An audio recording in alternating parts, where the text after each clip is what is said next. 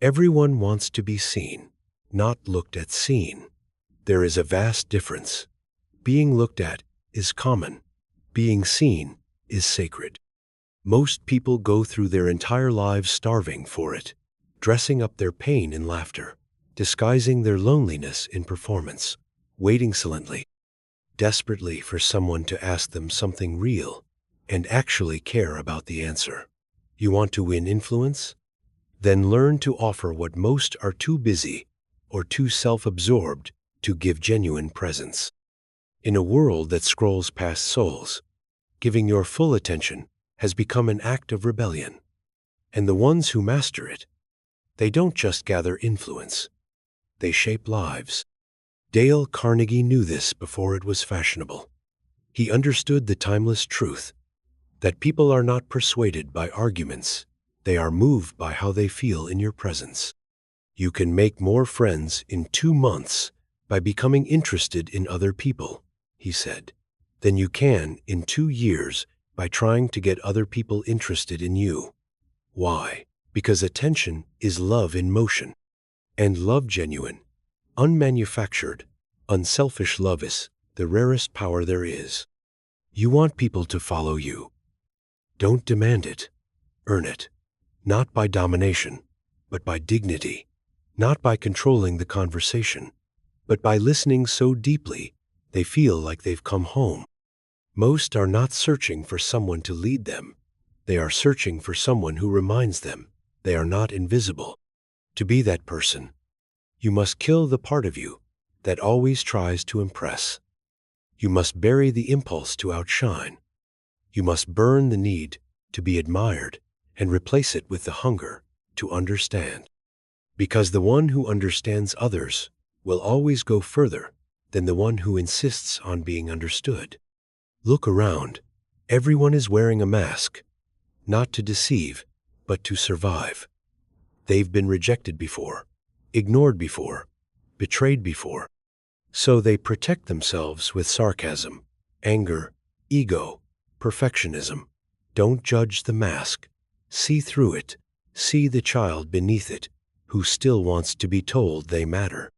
And when you learn to do that not just with your eyes, but with your soul, you will become unforgettable. People forget words, they forget advice, but they never forget the ones who made them feel valuable without a transaction. That feeling, that's what everyone secretly craves. But to give it, you must first stop craving it for yourself. You must stop walking into rooms asking, "How do I look?" and start walking into rooms asking, "Who here needs to be seen?" You must stop chasing charm and start embodying compassion. You must stop performing and start perceiving. Because while charisma gets attention, empathy builds trust. And trust is the currency of influence. You don't need to be a manager to be a leader. You don't need a microphone to inspire people. Just be sincere. Most people can spot fake interest a mile away. But when you're genuine, when you really care, they'll trust you. In a world full of distractions and image building, being honest and kind stands out. It doesn't take big words, just a real smile, a listening ear, and a willingness to help without expecting something back. That's real influence. People are not problems to be solved. They are mysteries to be honored. And the greatest leaders, the greatest friends, the greatest lovers are the ones who treat others like sacred terrain, who ask questions that peel back the layers, who listen like each sentence is a key to something deeper, who leave people better not because they said the perfect thing, but because they were fully there. That presence, unrushed, undistracted, unassuming, is magnetic. It disarms the defensive. It heals the wounded. It makes even the strongest crumble in relief, because finally, someone sees them. And when they are seen, they soften. And when they soften, they open. And when they open, you can lead not with force, but with feeling. This is the art of winning influence, not by dominating, but by dignifying, not by shouting louder, but by listening better. Not by selling yourself, but by showing up so sincerely that your presence sells something deeper: trust. Because trust cannot be faked. It cannot be fast-tracked. It is earned in the small moments, in the way you remember their name, in the way your eyes don't drift to your phone, in the way you follow up when they least expect it, in the way you choose to care again and again, even when there's no reward attached. This is what everyone is secretly craving: to be known without needing to explain, to be loved without needing to perform, to be important without having to be impressive. And the one who gives this becomes unforgettable. But you cannot give what you don't have. If you still need to be the center of attention, you will never make others feel seen.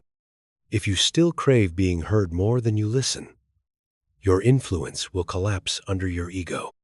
If you still walk into every interaction thinking, "What can I gain?" you will miss the one question that changes lives: what do they need?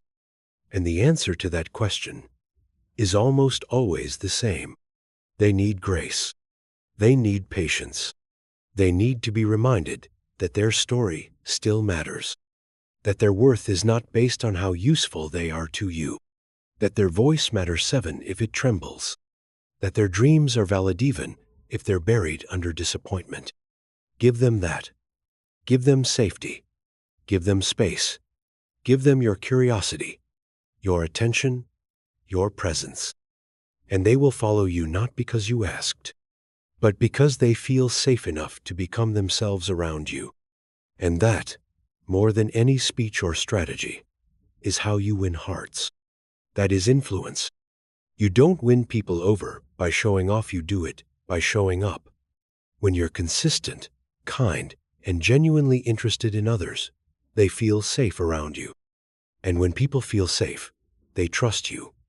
You stop selling your value and start revealing theirs. And in doing so, you unlock a secret. Most never discover what people really crave is not to be led, but to be lifted. Lifted from fear, lifted from self-doubt, lifted from the exhausting burden of always having to be something they're not. People don't remember the person who talks the most, they remember the one who makes them feel most understood. When you take a moment to really listen, to ask questions that show you care, you give people the freedom to be themselves. That's how you become someone they never forget. But there is a price. The price is presence, and presence costs energy. It costs ego. It costs the convenience of rushing through life and calling it productivity. You cannot fake presence. You cannot multitask love. You cannot automate compassion.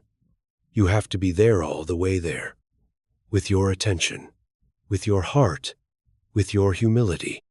You have to ask the questions others are too afraid to ask and sit with the answers without needing to fix them. Because influence is not about fixing. It's about witnessing. It's about letting people feel seen in their full, unedited humanity, and not blinking when they show you their scars. Because everyone has scars. Everyone is hiding a silent battle.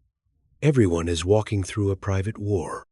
And sometimes the most powerful thing you can do is not give advice, but give your silence, your gaze, your presence that says, "I see you, and I'm not leaving."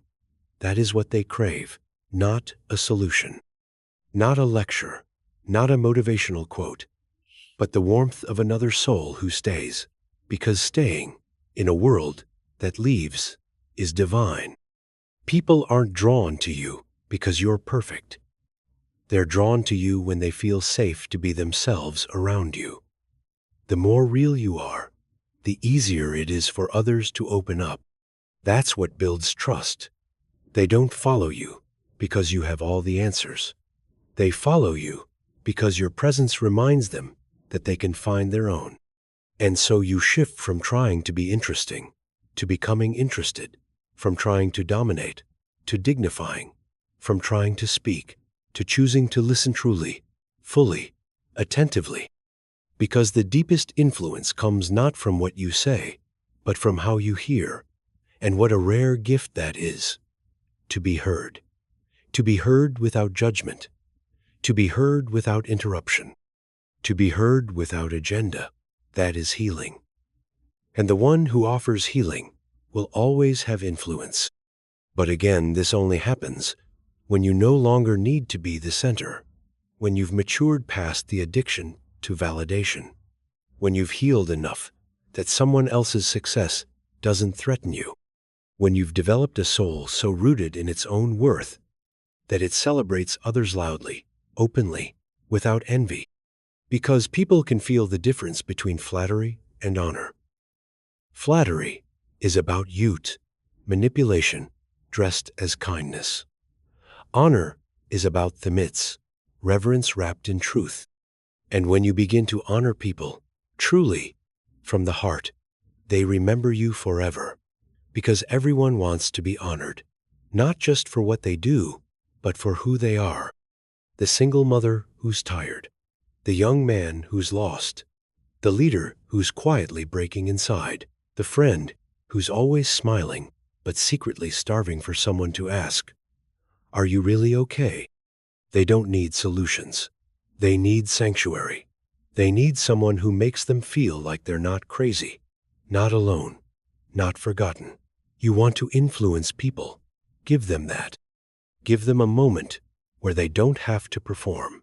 Give them a space where their truth won't be used against them. Give them permission to breathe.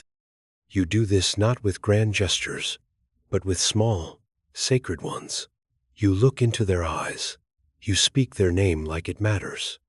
You remember the details they thought no one noticed. You laugh at their stories, not to be polite, but because you listened. You remind them of their worth in how you treat them when there's nothing to gain. And in a world that constantly asks, "What can you do for me?" you become the rare voice that asks, "How are you, really?" That question alone can change a life. Because when someone finally feels seen, they begin to see themselves differently. They straighten their back. They soften their armor. They dream again. And all because you gave what no one else did. Presence without pressure. Attention without agenda. Kindness without condition. You didn't have to fix them. You just had to see them. And that is what everyone secretly craves. But to give that presence consistently, you must first master something even harder. If you're always worried about what others think of you, it's hard to focus on them. Confidence comes from knowing yourself. And the more secure you are, the easier it is to genuinely care about others. Chaos, self-rejection, and noise. Then no matter how gentle your words are, people will feel the tension you carry. You cannot offer peace to others if you are still waging war with yourself. You cannot listen deeply if your mind is screaming with insecurity. You cannot make someone feel seen when you are still desperate to be noticed. So influence begins inside, with the thoughts you entertain, with the way you speak to yourself when no one else is listening, with the expectations you place on your own heart, with the forgiveness you extend inward. Because self-acceptance is not just a personal virtue, it is a social responsibility. When you stop projecting your shame onto others, you start freeing them to be real around you. When you stop judging yourself for not being enough, you stop judging others for being different. And when you stop rushing your own healing, you create space for others to go at their own pace. There is no formula more powerful than this. A human being who is at peace with who they are, fully present, deeply curious, sincerely kind, that is magnetic, that is influence. That is what the world is dying for, beneath the filters and facades. Not another person shouting for attention, but someone quiet enough to notice what others miss.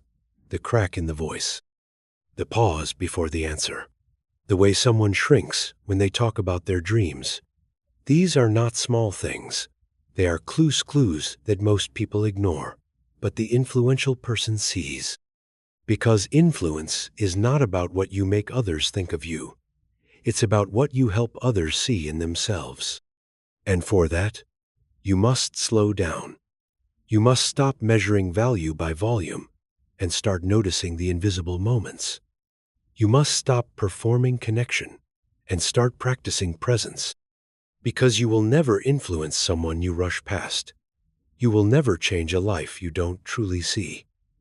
You will never gain trust if people feel like your attention is transactional. But when they feel your attention is sacred, when they feel you see the soul beneath their performance, they soften. And when they soften, they listen. And when they listen, transformation begins. So yes, give them what they crave, but don't stop there. Teach them how to give it to others. Model it. Mirror it. Let your presence ripple outward until the people you've touched begin to touch others the same way. That is legacy. That is leadership. That is the quiet revolution that changes everything, not with noise, not with marketing, not with force, but with authenticity. So rare, so rooted, so radiant that it cannot be denied. You don't need millions of followers to be influential. You just need to walk into someone's life and make them feel seen in a way they've never felt before. That moment will outlive any platform. That presence will echo long after the moment passes. And that ripple soul to soul, eye to eye, word to word that ripple will become your impact. And maybe that's why so many people walk through this world feeling hollow, because what they really need cannot be bought, branded, or broadcasted. Most people just want to feel important. And when you take the time to notice them, ask how they're doing, and mean it, that's something they never forget. Someone who's not so wrapped up in being interesting that they forget how to be interested. Someone who listens not just for an answer, but to understand. In a world where so much of our communication is noise disguised as connection, the power of a calm, sincere, attentive presence becomes almost mythical. And yet it is available to anyone willing to stop performing long enough to be real. There is a loneliness behind every strong face. There is an untold story behind every loud laugh. There is grief behind every smile that says, "I'm fine." And the one who learns to see behind these masks, not to expose, but to embrace, is the one who becomes unforgettable.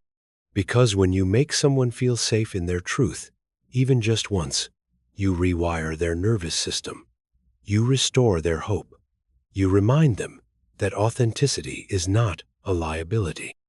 And in that reminder, you become more than a friend, more than a colleague, more than a passing presence.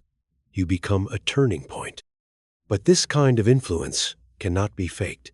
It cannot be rushed. It cannot be optimized. It is earned in the invisible moments, the pause before you respond, the silence where others interrupt, the way your body softens when someone shares something vulnerable. These are not strategies. They are reflections of who you've become.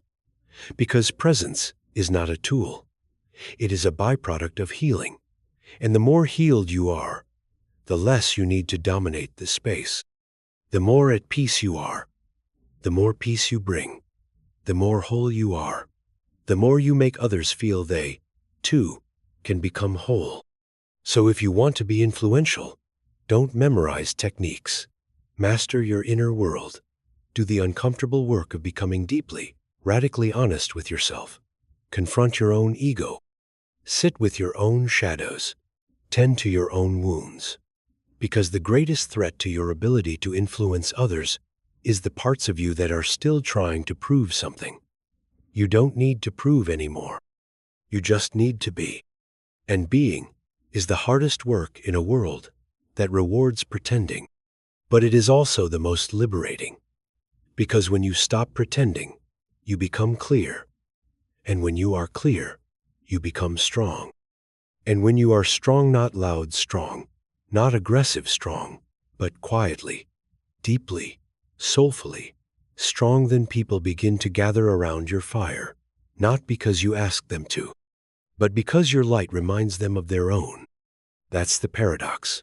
The less you try to be impressive, the more influential you become. Because people don't follow the loudest voice. They follow the one that feels the most grounded, the most real, the most safe. And safety, in this world, is a rare and holy thing. If you can be that for someone, just once, they will remember it for the rest of their life. You don't need to inspire everyone. Just one person, one heart, at the right moment, and then another, and another, until your life becomes a string of soul awakenings that leave a legacy louder than words. A legacy built not on fame, but on presence, not on speeches, but on sincerity, not on performance, but on the invisible impact of seeing someone truly, seeing them and letting that be enough. Because that is what everyone secretly craves. Not to be the most liked, not to be the most followed, but to be known, to be met, to be felt, to be safe enough to stop pretending. And when you give that, you don't just influence, you transform, not with power, with presence. So many walk around armored, not because they want to harm, but because they've been harmed. They speak with distance, not because they lack depth, but because the last time they were open, someone trampled on their softness. And the world told them it was their fault for caring too much, feeling too much, being too much. So they built walls where there should have been windows. They learned silence, not as serenity, but as a survival tactic. They learned to nod when they wanted to scream. They learned to entertain others so no one would notice how empty they felt inside. And they lived like that for years, successful, social, surrounded, and completely unseen. Then one day, they meet someone who actually listens, someone who doesn't try to fix them, someone who doesn't talk over their silence, someone who lets their pain breathe without trying to wrap it in cliché comfort. That person, without knowing it, changes everything.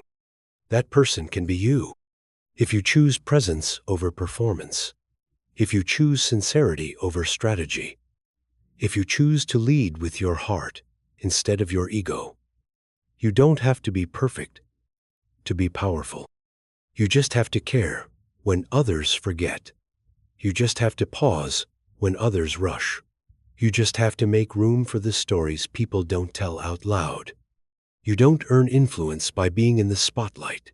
You earn it in quiet moments when you stand by someone who's struggling, when you offer a kind word instead of walking away. That's what people remember. When someone's mask slips and you don't judge what's underneath, that's when they trust you. That's when they let you in. And that's when they begin to change, because you told them to, but because they felt safe enough to rediscover themselves. People don't need more instruction. They need more reflection. They need someone who makes them feel like they're not alone in their complexity.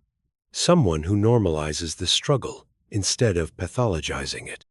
Someone who says, "Me too," not as a slogan, but as a human truth.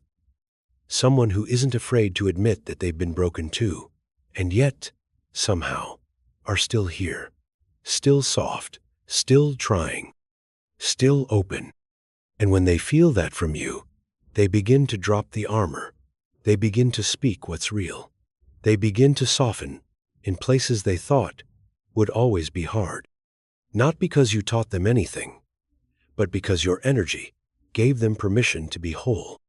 And yes, that is influence. Not the kind that puts you on magazine covers. Not the kind that counts followers.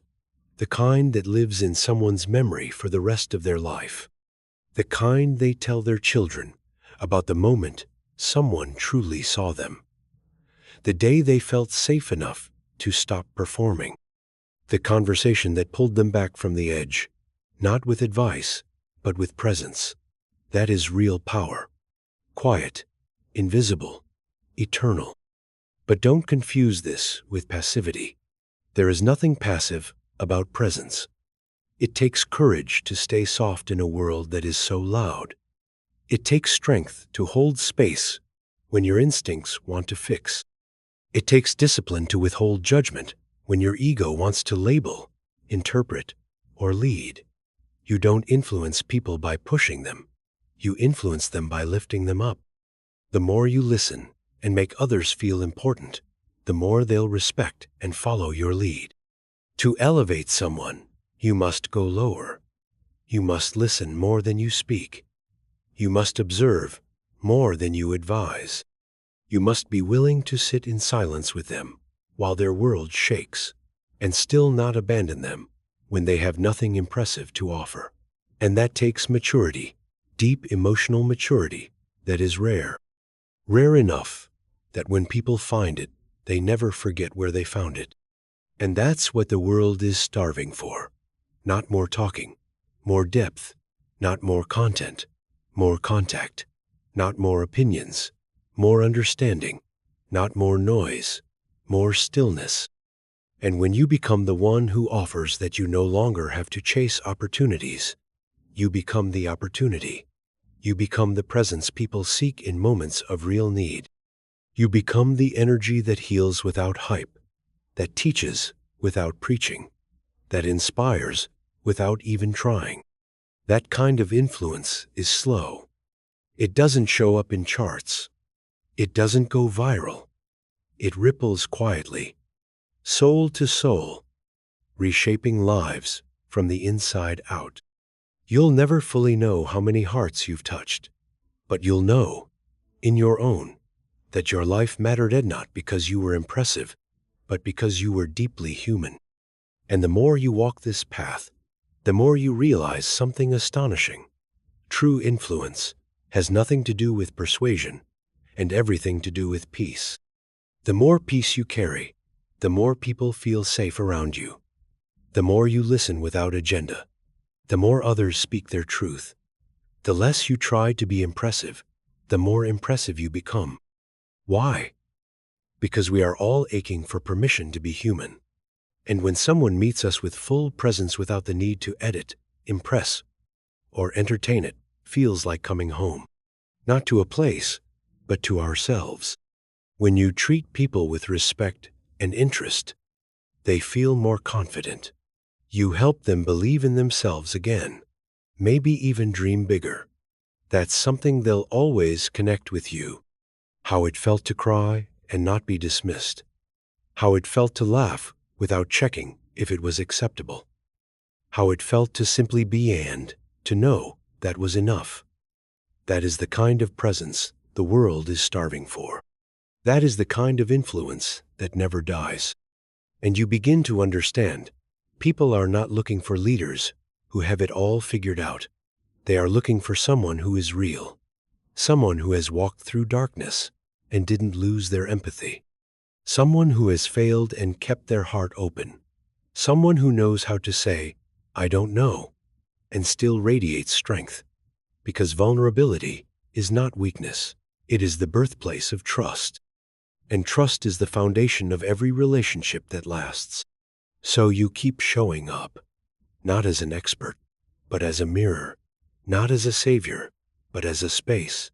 You learn to be the person who doesn't flinch when someone breaks down, the person who doesn't interrupt grief with optimism, the person who knows how to say, "That must be hard," and mean it, the person who doesn't rush healing because discomfort makes them uneasy. You become the kind of person who is remembered not for what you said, but for how deeply you made someone feel safe to say what they'd never said before. And no, this kind of influence won't fill your calendar overnight. It won't boost your follower count tomorrow. But what it will do is build something timeless: connection.